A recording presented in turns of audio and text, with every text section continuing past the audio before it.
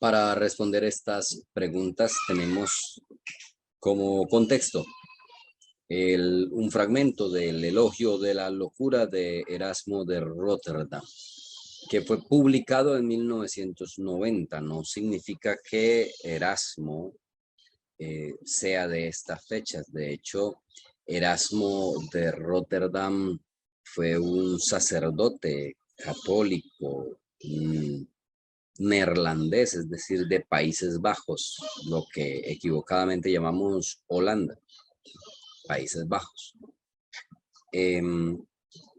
Aparte de sacerdote, fue filósofo, teólogo, y escribió este Elogio de la Locura haciendo parte importante dentro de la Reforma Protestante por los planteamientos que él expresa, aunque no participara al tiempo, por ejemplo, con Martín Lutero. Entonces estamos hablando de un señor que vivió después de la segunda mitad de 1466 hasta 1536. Y en ese tiempo escribió el Elogio de la Locura. Esta parte simplemente dice así: habla la locura. E inmediatamente ya sabemos que de aquí en adelante es la locura la que está hablando frente a un público. Que se diga de mí todo lo que se quiera. Ya sé que la locura es detractada continuamente, incluso por los más locos. Sin embargo, soy yo y solamente yo quien, por mis influjos divinos, esparzo la alegría sobre los dioses y los hombres. En efecto, desde que me he presentado ante esta numerosa asamblea, que me he dispuesto a hablar, desde que me he dispuesto a hablar, no se refleja en vuestros rostros una vivacidad y alegría inusitadas. No se ha desarrugado vuestro entrecejo, y las carcajadas que se han escuchado por todas partes no reflejaban el contento que embargaba vuestros corazones y el placer que os ha causado mi presencia. Al contemplaros, ahora, me parece estar viendo a los dioses de Homero embriagados de néctar y nepentes. Antes os veía tristes e inquietos como gente que acabase de salir del antro de Trofonio. Igual que el astro rey disipa con sus primeros rayos matinales las tinieblas que se cubrían el horizonte, o cuando la primavera trae consigo las jugatonas bandadas de los céfiros, todo cambia de pronto sobre la tierra. Un colorido más brillante embellece los objetos. La naturaleza rejuvenecida ofrece a nuestros ojos el espectáculo más agradable y placentero. Así ha producido mi presencia en vosotros esa feliz transformación en vuestras fisonomías. Lo que grandes oradores obtienen a duras penas con sus largos y estudiados discursos, lo he conseguido yo con mi sola presencia en un instante. En cuanto me habéis visto, vuestras inquietudes han desaparecido como por encanto. Y ese cierre entre paréntesis de los 3 punticos suspensivos quiere decir que este solo es un fragmento y que el texto continúa. Ahora sí, vamos a responder. Para responder esta pregunta, nos piden que tengamos en cuenta unas expresiones que están subrayadas a lo largo del texto, en el que se refleja el uso de algunas figuras literarias utilizadas por Erasmo de Rotterdam con un propósito. Vamos a averiguar cuál es el propósito con el que él ha usado estas figuras literarias. Descartemos en primera medida la opción B, básicamente por 2 razones. Primero, no hay nada en el texto que nos lleve a afirmar que estaba hablando ante la sociedad francesa. Y segundo, las figuras literarias que él expresa no tienen directamente esta composición de la antítesis. La antítesis la podemos definir como la expresión de oposición entre 2 términos. Entonces, se resalta una idea mencionando el contraste. Muchos poetas la usan para resaltar esa figura retórica precisamente. Esa figura literaria, perdón. Es tan grande el amor, es tan corto el amor y tan largo el olvido, decía Pablo Neruda. Largo el olvido, para resaltar que el amor era muy corto. Y habrán muchos más ejemplos de antítesis, incluso en nuestra cotidianidad. Mientras más se agranda la pena, más se achica el corazón, por ejemplo. Y para parafrasear a Neruda, pero en otro contexto, diríamos, la vida es tan fácil, perdón, la muerte es tan fácil y la vida es tan difícil. Es prácticamente parafrasear. Entre más aprisa corras, más lento llegarás. Es como al despacio que tengo afán.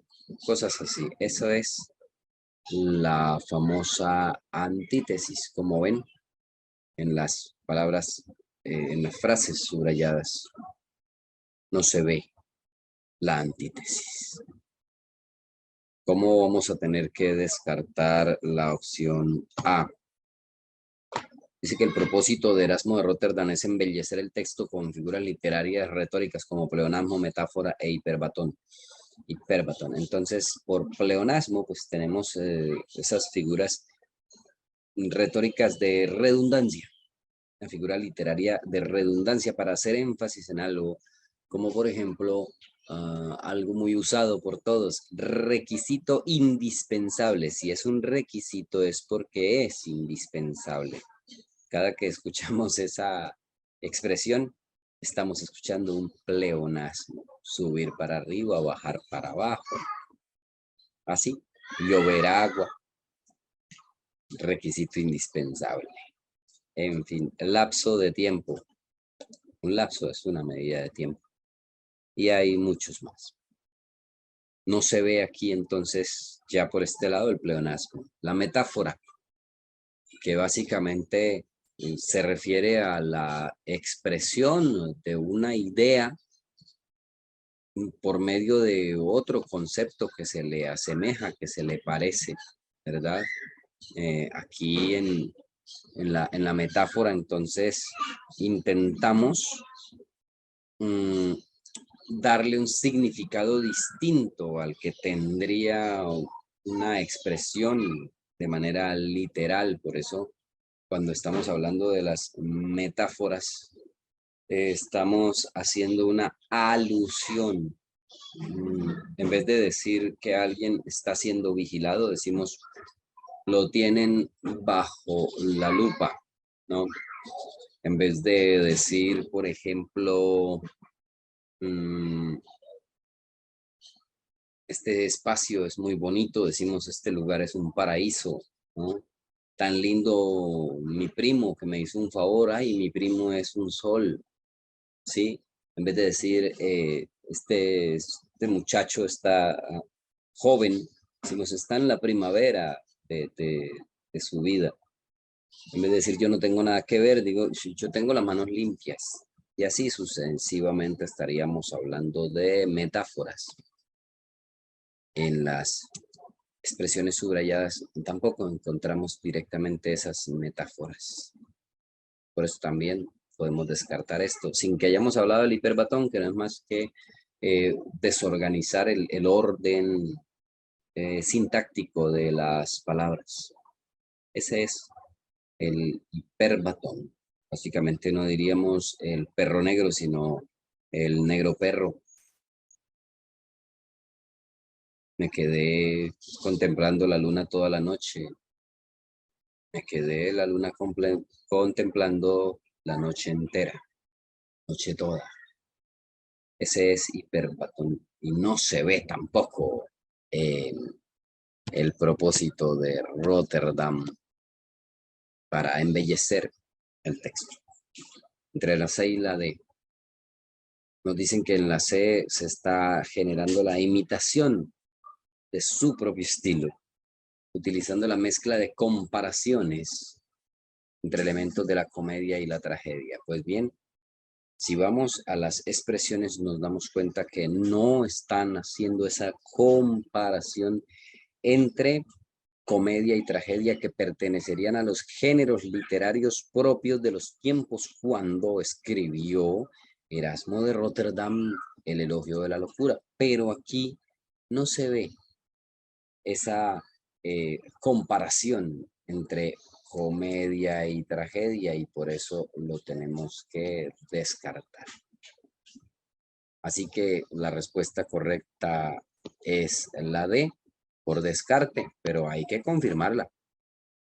Dice que el propósito, el objetivo de Erasmo es desarrollar el pensamiento crítico mediante el burlesco y el lenguaje coloquial. Entonces, dentro de estas expresiones estará utilizando un lenguaje coloquial en algunas partes y en otras partes estará utilizando lo que llamamos el burlesco, es decir, una estrategia a través de la cual tomamos con ironía, de manera sarcástica, una situación y la hacemos ver precisamente como algo ridículo, digno de risa. Por acá encontraremos una expresión muy coloquial, a duras penas. Este es algo coloquial, ¿no? Quiere decir con dificultad, ¿sí?